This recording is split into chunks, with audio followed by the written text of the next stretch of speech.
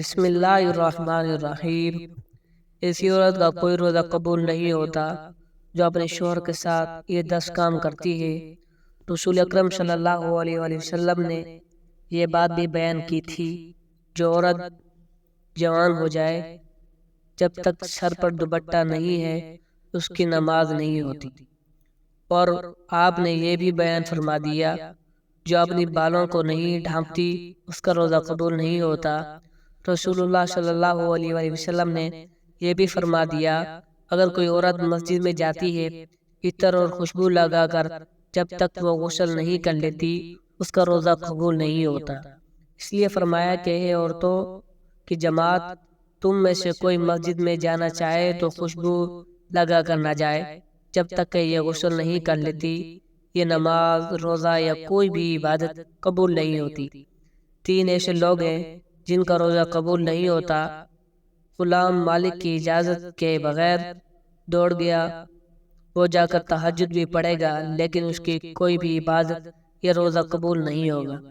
ایسی عورت جو اپنے خاوند کو ناراض کر کے رات گزارتی ہے اس کا بھی روزہ قبول نہیں ہوتا۔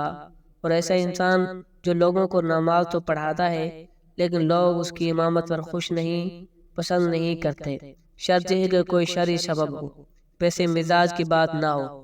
ایسا انسان اگر کسی سبب کی وجہ سے لوگ اسے پسند نہیں کرتے تو ایسے انسان کا روزہ قبول نہیں ہوتا۔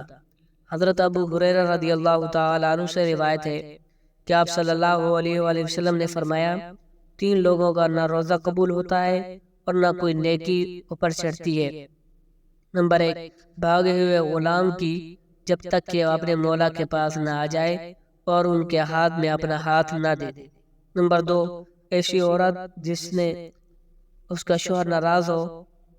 نمبر 3، مست شرابی کا جب تک کہ شراب کا اثر ختم نہ ہو جائے۔ اس حدیث کے فائدے میں لکھتے ہیں، مرد عورت پر نگران ہے اور عورت اس کے محتاط ہے۔ خدا کے بعد عورت کے لیے شوہر ہی ہے۔ والد کے حق پر شوہر کا حق غالب ہو گیا ہے۔ اگر مذہب میں کسی کو سجدہ تعظیمی کی اجازت ہوتی تو عورت کو ہوتی وہ اپنے شوہر کو سجدہ کرے۔ حدیث نبی صلی اللہ علیہ وآلہ وسلم میں عورت کے لیے اس کا شوہر جنت یا جہنم ہے، کیونکہ اس کے حق کو ادا کر کے جنت پا سکتی ہے۔ جس کو اتنا بڑا حق ہو بھلا اسے ناراض کیسے کیا جا سکتا ہے؟ پھر خدا نے جسے رفیق حیات بنایا، زندگی بھر کا ساتھی اور معاون بنایا ہو، دنیا میں جس کے بغیر گزارا نہیں، اسے کیسے ناراض رکھا جا سکتا ہے؟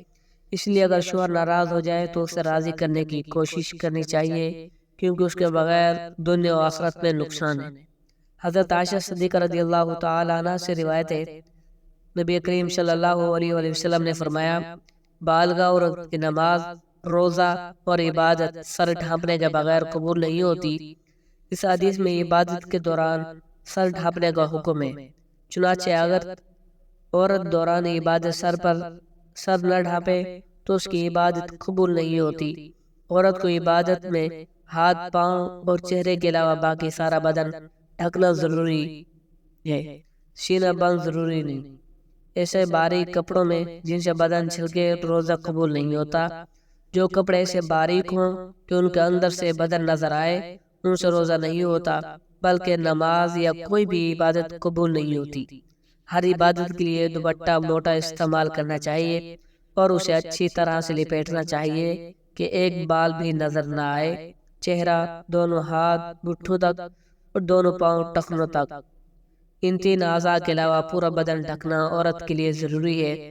یہ روزے کے قبول ہونے کی شرط ہے، اس کے بغیر روزہ قبول نہیں ہوگا۔ خواتین کا یہ کہنا ہے کہ جب بندوں پر پردہ نہیں تو خدا سے کیا پردہ؟ بالکل غلط منطق ہے۔ اللہ سے تو کپڑے پہننے کے باوجود آدمی چھپ نہیں سکتا، تو کیا پورے کپڑے اتار کر عبادت کی اجازت دی جائے گی؟ پھر بندوں سے کیا پردہ نہ کرنا ایک مستقل گناہ ہے۔ جو عورت اس گناہ میں مبتلا ہے اس کے لیے یہ کیسے جائز ہو گیا کہ وہ عبادت میں ڈھانکے، ستر نہ ڈھانکے؟ الغرض عورتوں کو یہ شبہ شیطان نے ان کی نمازیں اور عبادت غارت کرنے کے لیے ایجاد کیا ہے۔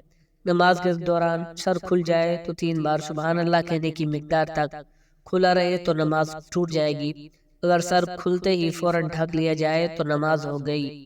نفل نماز تو بیٹھ کر پڑھنے کی اجازت ہے، گو بیٹھ کر پڑھنے کا آدھا ثواب ملے گا، لیکن فرض نماز بیٹھ کر نہیں ہوتی، کیونکہ قیام نماز کا رکن ہے، اور مردوں کے لیے بھی عورتوں کے لیے بھی، اور اصول یہ ہے نماز کا رکن فوت ہو جائے تو نماز نہیں ہوتی، لہذا جو عورتیں فرض نماز بغیر معذوری کے بیٹھ کر پڑھتی ہیں ان کی نماز قبول نہیں ہوتی۔ ہاں، جسم کا صحیح طریقے سے ڈھکنا ضروری شرط ہے، پہنچوں تک ہاتھ کھلے ہوں تو مذائقہ نہیں، سینے پر اوڑھنی چاہیے، سجدے میں دوپٹہ نیچے آ جائے تو بھی نماز ہو جاتی ہے۔ عورتوں کا جمع ہو کر اس طرح نفل نماز جماعت کے ساتھ ادا کرنا بدترین بدعت ہے اور متعدد غلطیوں کا مجموعہ ہے، جس کی وجہ سے وہ سخت گناہ گار ہیں، اور نیل پالش اور آدھی آستینے والی عورتوں کا بھی کوئی روزہ قبول نہیں ہوتا۔ فجر کی نماز تو عورتوں کو اول وقت میں پڑھنا افضل ہے، اور دوسری نمازیں مسجد میں جماعت کے بعد پڑھنا افضل ہے۔ جمعہ، جماعت اور عید کی نماز عورتوں کے ذمہ نہیں۔ حضرت صلی اللہ علیہ وآلہ وسلم کا بابرکت زمانہ چونکہ شور و فساد سے خالی تھا، ادھر عورتوں نے حضرت صلی اللہ علیہ وآلہ وسلم سے احکام سیکھنے کی ضرورت تھی، اس لیے عورتوں کو مساجد میں حاضری کی اجازت تھی، اور اس میں بھی قیود تھی، پردہ جائیں، میری کچلی جائیں، زینت نہ لگائیں۔ اس کے باوجود عورتوں کو ترغیب دی جاتی تھی جو اپنے گھروں میں نمازیں پڑھیں۔ چنانچہ حضرت عبداللہ بن عمر رضی اللہ تعالی عنہ سے روایت ہے کہ حضرت صلی اللہ علیہ وآلہ وسلم نے فرمایا، ترجمہ جس کا یہ ہے، اپنی عورتوں کو مسجد سے نہ روکو، اور ان کے گھر ان کے لیے زیادہ بہتر ہیں۔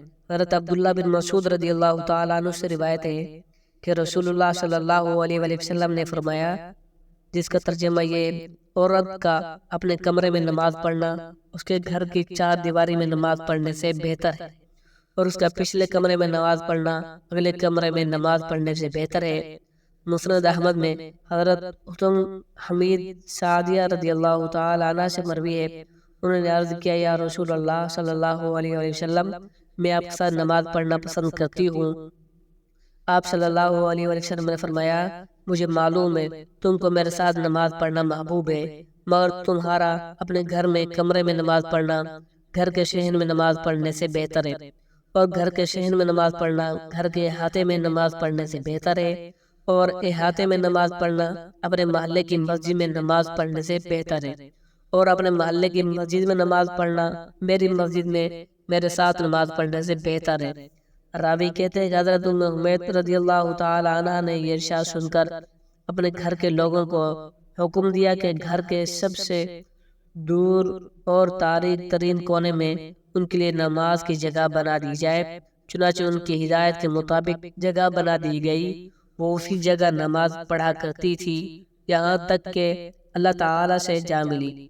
یہ تو حضرت صلی اللہ علیہ وآلہ وسلم کی دور سعادت کی بات تھی، لیکن بعد میں جب عورتوں نے ان قیود میں کوتاہی کرنا کر دی جن کے ساتھ ان کو مساجد میں جانے کی اجازت دی گئی، تو فقہائے امت نے ان کو جانے کو مکروہ قرار دیا۔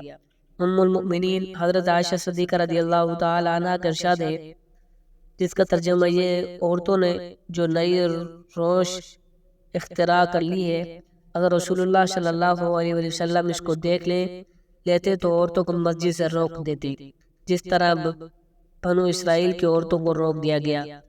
حضرت ام المؤمنین رضی اللہ تعالی عنہ کا ارشاد ان زمانے کی عورتوں کے بارے میں ہے۔ اسی سے اندازہ کیا جا سکتا ہے کہ ہمارے زمانے کی عورتوں کا کیا حال ہے۔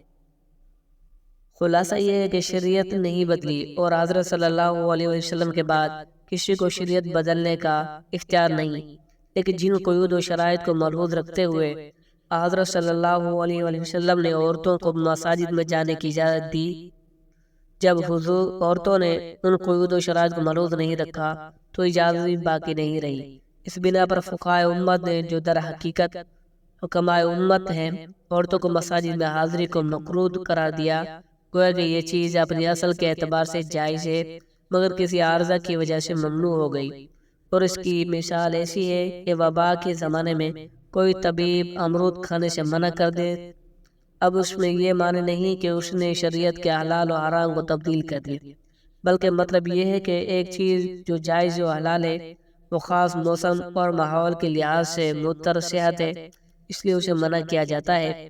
اللہ تعالیٰ نے رمضان شریف میں روزانہ افطار کے وقت ایسے 10 لاکھ آدمیوں کو جہنم سے خلاصی مرحمت فرماتے ہیں جو جہنم کے مستحق ہو چکے ہوتے ہیں۔ اور جب رمضان کا آخری دن ہوتا ہے تو یکم رمضان سے آخری رمضان تک جس قدر لوگ جہنم سے آزاد کیے گئے ہوتے ہیں ان کے برابر اس ایک دن میں آزاد فرماتے ہیں۔ فرشتے حضرت جبرائیل علیہ السلام سے پوچھتے ہیں، اللہ نے آپ صلی اللہ علیہ وسلم کی امت کے مومنوں کے حاجتوں اور ضرورتوں میں کیا معاملہ فرمایا ہے؟ وہ کہتا ہے کہ اللہ تعالی ان پر توجہ فرمائی اور 4 شخصوں کے علاوہ سب کو معاف کر دیا۔ صحابہ نے عرض کیا، وہ 4 شخص کون ہیں؟ حضور صلی اللہ علیہ وسلم نے ارشاد فرمایا، نمبر 1 وہ شخص جو شراب کا عادی ہو، نمبر 2 وہ شخص جو والدین کی نافرمانی کرنے والا ہو، نمبر 3 تیسرا وہ شخص ہے جو قطع رحمی کرنے والا ہو اور ناتا توڑنے والا ہو، نمبر 4 چوتھا وہ شخص ہے جو دل میں کینہ رکھنے والا ہو پس آپس میں قطع تعلق رکھنے والا ہو۔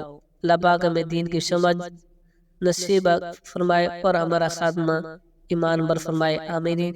ناظرین کمنٹ باکس میں ایک بار صلی اللہ علیہ وآلہ وسلم ضرور لکھ لیں اور اپنی عادت بنا لیں روزانہ درود شریف پڑھنے کی۔